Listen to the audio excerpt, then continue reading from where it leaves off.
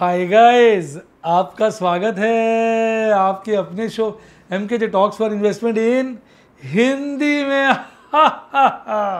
कैसे आप भाई? इतने सारे लोग मिलते हैं जो बड़ा जैसे कहते हैं ना, कलप रहे होते हैं। शब्द होता है हमारी भाषा में, कलप रहे हैं यार। काश मैंने नेटफ्लिक्स के शेयर ले लिए होते, काश मैंने एप्पल के शेयर ले लिए होते, काश मैंने गूगल के शेयर ले लिए होते, काश काश और काश। उनका काश ही काश चलता रहता है और उन सब काशों के पीछे एक ही चीज़ होती है, काश मैंने यूएस के स्टॉक्स में इन्वेस्ट कर दिया होता। कितने सारे लोग जो हैं वो दुखी होते हैं कि इतने बढ़ जाते हैं स्टॉक्स। मैं काश 10 साल पहले इन्वेस्ट कर देता, काश मैं 10 साल पहले पैदा हो गया होता तो क्या होता, मैं मेजर बन गया होता, मैं खरीद लेता। इस अफसोस में वो अपने जीवन काट देते हैं कि काश मैं शेयर खरीद लेता। लेकिन मैं बताऊं, और धंधों का तो पता नहीं, जिस भी धंधे में देख लो रफ्तार ऊपर की रहती है, पर शेयर बाज़ार एक ऐसा धंधा है जिसमें मौके आते ही रहते हैं, मौके और धोखे लगते रहते हैं। भाई नैस्डैक को देखो कितना गिर गया है, और नैस्डैक के स्टॉक जिनके लिए आप काश काश करते हैं वो कितने करेक्ट हो गए। भाई मैं तो ईमानदारी का बताऊँ, मैंने तो अभी तक यूएस के स्टॉक्स में इन्वेस्ट नहीं किया था, पर कुछ समय से लगातार मैं यूएस के नैस्डैक के ETF में इन्वेस्ट कर रहा हूँ। मुझे अच्छा लग रहा है। तो भाई बहुत ही आसान है। अब कई लोग पूछते हैं सर यूएस के स्टॉक्स क्यों? देखो, दो बातें बताता हूँ। एक बात तो ये कि यूएस के स्टॉक्स में रिलेटिवली रिटर्न ज़्यादा आती है, जिस चीज़ को मैं खुद भी एक्सपेरिमेंट करना चाह रहा हूँ, और इसलिए मैं लगातार जब गिरता है बाजार काफ़ी पैसे इन्वेस्ट कर देता हूँ। देखो मैं बताता हूँ, जैसे सिंपल भाषा में मान लो कोई वहाँ स्टॉक जो है $1 का है, आज $1 80 रुपये के बराबर है, तो मैंने 80 रुपये लगाए, $1 का स्टॉक खरीद दिया। वक्त बीता, समय बीता, चीज़ें बदली, वो स्टॉक $2 का हो गया। अब अमेरिका के लोगों ने जब स्टॉक खरीदा होगा वो $1 का था, अब जो है वो $2 का। अगर वो बेचेंगे तो $1 पे $1 का प्रॉफिट, यानी 100% प्रॉफिट होगा। पर अब मान लीजिए, क्योंकि नॉर्मल तो आपने देखा होगा रुपया सदा डिप्रिशिएट करता रहता है, अब मान लीजिए $1 बराबर 100 रुपये का हो गया। अब मैं वो स्टॉक बेचता हूँ $2 का, तो मुझे तो 200 रुपये मिलेंगे ना, क्योंकि 100, मैडम समझ में आ रहा है, क्योंकि $1 100 रुपये का है, तो $2 का बेचा, जब इंडियन करेंसी में कन्वर्ट करूंगा 200 मिलेंगे। मैंने लगाए थे 80, मिले 200। 80 पे प्रॉफिट कितने का? 120 का। अमरीकियों ने तो कमाया 100%, मैं 80 पे अगर 120 कमाऊंगा तो मैंने तो 150 यानी 150% कमाया ना, तो मेरा प्रॉफिट तो उनसे ज़्यादा हो गया। तो इस चीज़ को दिमाग में रखते हुए आजकल जो है मैं यूएस के नैस्डैक के ETF में इन्वेस्ट करता हूँ। अब आप कहेंगे सर ये बात तो सही है भाई, वीडियो में आप देखिए, बने रहिए, और आज मैं आपको 1000 रुपये के टेस्ला के स्टॉक भी फ्री देने वाला हूँ, इसलिए ध्यान से सारी बातें सुनिए। तो एक कारण तो मैंने आपको बताया कि कन्वर्जन की वजह से, यानी करेंसी डिफरेंस की वजह से हमें यूएस के स्टॉक्स में सही वक्त पे इन्वेस्ट किया जाए और सही वक्त पे माल बेच के निकला जाए तो ज़्यादा प्रॉफिट होता है, और लोगों के मुकाबले, यानी ओरिजिनल यूएस के सिटीजन्स के मुकाबले हमारा प्रॉफिट ज़्यादा होता है। अब कई लोग मेरे से कहते हैं सर यूएस के स्टॉक खरीदने में बड़ी दिक्कत है। मैं क्यों सर, एक एक स्टॉक हज़ारों डॉलर के भी हैं, एक स्टॉक इतना महंगा मैं कैसे खरीदूँ, एक शेयर नहीं खरीद सकता मैं उसका। अरे यही तो मज़ा है, यही तो अच्छी बात है कि यूएस के स्टॉक्स जो है आप फ्रैक्शन में भी खरीद सकते हो। ये सुविधा हमारे देश में नहीं है। यानी अगर आप हमारे देश में MRF का स्टॉक खरीदना चाहते हो, उसमें इन्वेस्ट करना चाहते हो, तो आप एक शेयर भी खरीदोगे तो 80,000 रुपये का है, फट गए कपड़े। लेकिन यूएस के स्टॉक्स में ऐसा नहीं, आप 0.1 0.2 आप डिसाइड कर लीजिए मुझे इतना पैसा लगाना है, तो आप उतने पैसे से आप यूएस के किसी भी स्टॉक का फ्रैक्शन खरीद सकते हैं। तो जो छोटे निवेशक हैं उनके लिए तो ये एक तरीके से कहते हैं ना, सोने पे सुहागा है। आपने यूएस में इन्वेस्ट भी कर दिया, छोटी रकम भी इन्वेस्ट कर दी, फ्रैक्शन खरीद के। अब आप कहेंगे सर बातें तो अच्छी लगी, पर यूएस के स्टॉक्स में इन्वेस्ट कैसे किया जाए? तो यूएस के स्टॉक्स में इन्वेस्ट करने का एक अच्छा ज़रिया है इंड मनी। मैं आपके लिए इंड मनी कुछ खूबियाँ लिख के लाया हूँ, मैं आपको बता देता हूँ ताकि मिस ना हो। देखो, इंड मनी पे कोई भी अकाउंट ओपनिंग चार्ज नहीं है, ये बिल्कुल फ्री है, ज़ीरो कमीशन है, ज़ीरो ब्रोकरेज है, ताकि आप छोटे छोटे अमाउंट से भी अपने मज़े से यूएस के स्टॉक्स खरीद सके। और मज़ेदार बात, आप ना केवल यूएस के स्टॉक्स खरीद सकते हैं बल्कि यूएस के ETF भी इंड मनी के द्वारा खरीद सकते हैं। अब आप कहेंगे सर समझ में आ गया, वो 1000 रुपये की क्या थी टेस्ला वाली कहानी? भाई आपको 1000 रुपये का टेस्ला का शेयर बिल्कुल फ्री मिलता है इंड मनी के द्वारा। पूछिए कैसे? बड़ा आसान है, लिंक मैंने डिस्क्रिप्शन बॉक्स में दिया है, फटाफट लिंक से ऐप को डाउनलोड कीजिए, मिनटों में साइनअप कीजिए, KYC कीजिए, सारी फॉर्मेलिटीज़ पूरी करिए, फिर अपने यूएस स्टॉक अकाउंट के अंदर फंड्स ऐड करिए, और फंड्स ऐड करने पर आपको मिलेंगे 1000 रुपये के टेस्ला के स्टॉक बिल्कुल फ्री। तो भाई आम के आम गुठलियों के दाम, निवेश भी हो गया और 1000 रुपये के स्टॉक भी टोटली फ्री मिल जाएंगे। कैसा लगा ये ऑफर कमेंट में ज़रूर बताइए। आइए चर्चा को आगे बढ़ाते हैं और बात करते हैं बाज़ार में हलचल। भाई बढ़िया है, अगर आप मार्केट मूड देखोगे लगातार मजबूत होता जा रहा है। ऑल्दो अभी भी हम फियर वाली कैटेगरी के अंदर हैं, पर जो मार्केट मूड इंडेक्स है इस वक्त 46.5 के लपेटे में आ चुका है। आपको याद होगा 12 अक्टूबर को आप देख भी सकते हो ये 20 के नीचे चला गया था, जो एक लेवल था जो एक्सट्रीम फियर का था। वहाँ से अब लगातार ये ऊपर की तरफ बढ़ता बढ़ता बढ़ता 46.35 के लपेटे में आ गया है। एक बार 50 के पार हुआ तो कहेंगे हम बल्ले बल्ले हो गई जी, बल्ले बल्ले। अब अगर हम बात करें किस तरह से हमारे अंतर्राष्ट्रीय इंडिकेटर काम कर रहे हैं, तो आपको जान के हर्षोल्लास होगा। सभी इंडिकेटर्स में एक ठहराव है या बेटरमेंट की तरफ गए हैं। जैसे कि अगर आप यूएस डॉलर इंडेक्स को देखेंगे, हल्का सा गिरा है, हल्का सा गिरा है, हल्का सा। ब्रेंट क्रूड ऑयल का रेट खासा गिरा है। यूएस डॉलर 83 के तो नीचे है, पर 20 अक्टूबर के मुकाबले हल्का सा बढ़ा है। यूएस 10 ईयर ट्रेजरी यील्ड ये चिंता का एक मामला बना हुआ है, क्योंकि अब ये 4.2 के लपेटे में आ गया। ये थोड़ा सा चिंता का है। भाई देखो, अगर इंटरेस्ट रेट इसी तरह से बढ़ते रहेंगे और उसकी कहते हैं ना आशंका बनी रहेगी कि यार ये अभी बढ़े अभी बढ़े, कहते हैं ना अभी बढ़े अभी बढ़े, कहीं ये वो तो नहीं, उसकी जगह इंटरेस्ट देखते हुए कहीं ये बढ़ेंगे तो नहीं, अगर इस तरह के ख्याल हमारे दिमाग में आएंगे तो मामला जो है ख़राब बना रहेगा। अच्छा, अब बात करें FIs की, तो FIs तो अपना गेम खेल ही रहे हैं। FIs ने आज 24 अक्टूबर की तरह नेट बिकवाली करी, लगभग 250 करोड़ की कैश सेगमेंट में, परंतु इंडेक्स फ्यूचर हल्के से खरीदे 52.73, स्टॉक फ्यूचर खासे खरीद लिए 3000 करोड़ के। यानी स्टॉक फ्यूचर में अभी अपनी पोजीशन को लगातार स्ट्रॉन्ग बना रहे हैं। यानी मैं भी आज महसूस कर रहा था, पीछे में महसूस कर रहा था इंडेक्स बढ़ा पर पोर्टफोलियो में प्रॉफिट नहीं बढ़ा, यानी इसका मतलब इंडेक्स मैनिपुलेट करके बढ़ाया गया, स्टॉक्स इन जनरल नहीं बढ़े। आज मैं देख रहा था इंडेक्स गिरा पर पोर्टफोलियो में लॉस नहीं था, यानी इंडेक्स को मैनिपुलेट करके गिराया जा रहा है पर स्टॉक्स ज़्यादातर नहीं गिर रहे। तो ये इस तरह का मैनिपुलेशन करते रहते हैं, जिसके चलते FIs ने अगर आप देखेंगे तो 2800 करोड़ की एक बड़ी खरीदारी करी। इसके अगेंस्ट DIs ने कैश सेगमेंट में 872 करोड़ की खरीदारी करी, जिसके चलते आज कैश सेगमेंट में ठीक ठाक सी कहते हैं ना मुंह दिखाई अच्छी हो गई, यानी लगभग 625 करोड़ की नेट खरीदारी आई। पर नेट खरीदारी के बावजूद भी इंडेक्स गिरा 74 पॉइंट। अगर FIs की लॉन्ग की बात करूं तो इंडेक्स फ्यूचर में वो हल्की सी गिरी है, 34 के नीचे आ गई है, पर अभी भी कंफर्टेबल है। पर स्टॉक्स के अंदर अब वो लगातार बढ़ रही है। आपको याद होगा 48 के लपेटे में आ गई थी 48.5 के, और आज जो है 52.5 से ऊपर है। यानी जो नीचे इसने बॉटम बनाया था वहाँ से 4% लॉन्ग ऊपर हो गई है, जो इस तरफ इशारा कर रही है कि स्टॉक वाइज अब जो है FIs फिर से खरीदारी पे उतराए हैं खास शेयरों की।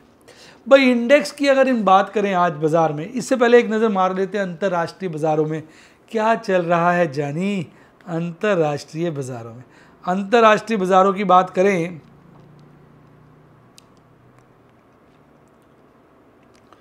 तो मामला बड़ा गड़बड़ वाला है। रुझान जो है ठीक से समझ ही नहीं आ पा रहा है। एशियाई बाज़ारों की बात करूं तो जापान और आपका सिडनी हरियाली में बंद हुए। जापान तो अच्छी हरियाली में था, 1% से तेज़ बंद हुआ। चाइना की लगी पड़ी है, ताइवान वेटेड लगी पड़ी है, हांगकांग लगी पड़ी है, कॉस्पी भी गिरकर बंद हुआ। यूरोप की तरफ जाता हूँ तो वहाँ ओवरऑल हरियाली है, एक लंदन हल्का सा गिरा हुआ है। लंदन का जो नया प्राइम मिनिस्टर है वो इंडियन ओरिजिन का है, आपके लिए खुशखबरी है, आप सभी को बहुत मुबारकें हों। पर इंडेक्स आज लंदन का गिरा हुआ है, बाकी सब हरियाली में। अब मैं चलता हूँ आपके US की तरफ, तो सारा हरियाली का रंग है, पर ब्राज़ील का बोस्पा ना के बराबर लाली में। भारतीय बाजार तो अच्छे बंद हुए और उसका SGX निफ्टी 50 फ्यूचर जहां भारतीय बाजार बंद हुए वहां से लगभग 150 पॉइंट से थोड़ा कम तेज है। आज अगर मैं बात करूं, कल की क्लोजिंग के मुकाबले 17,730 के मुकाबले आज बाजार खुलते हैं 17,808 पर। पॉजिटिव ओपनिंग, वहीं ऊपर नीचे घूमते हैं थोड़ी देर और एक पीक बनाते हैं उसी के आसपास का 17,811, फिर एक डाउनवर्ड ट्रेंड लेते हैं।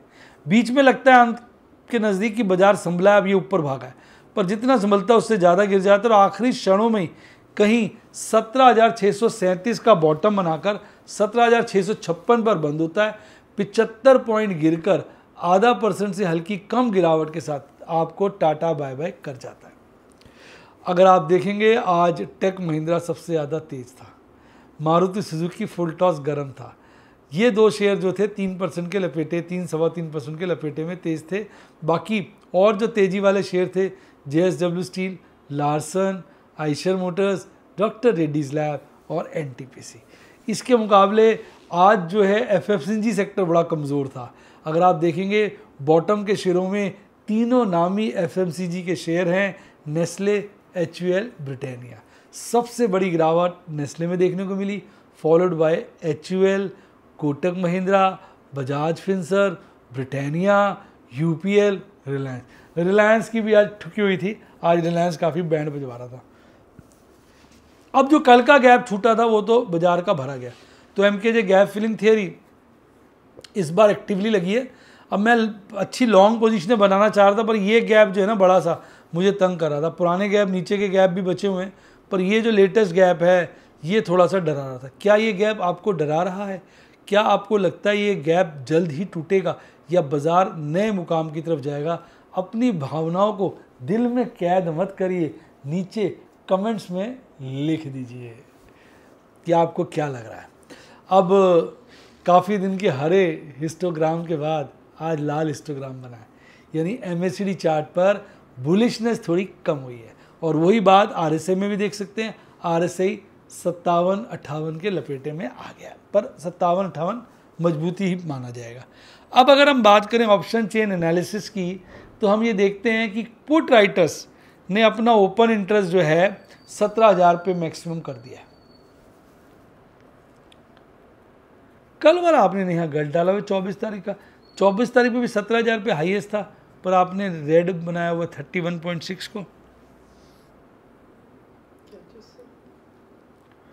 ये थोड़ा सा ये कल भी और आज भी उसी पे हाईएस्ट है 17,000 के लेवल पर। और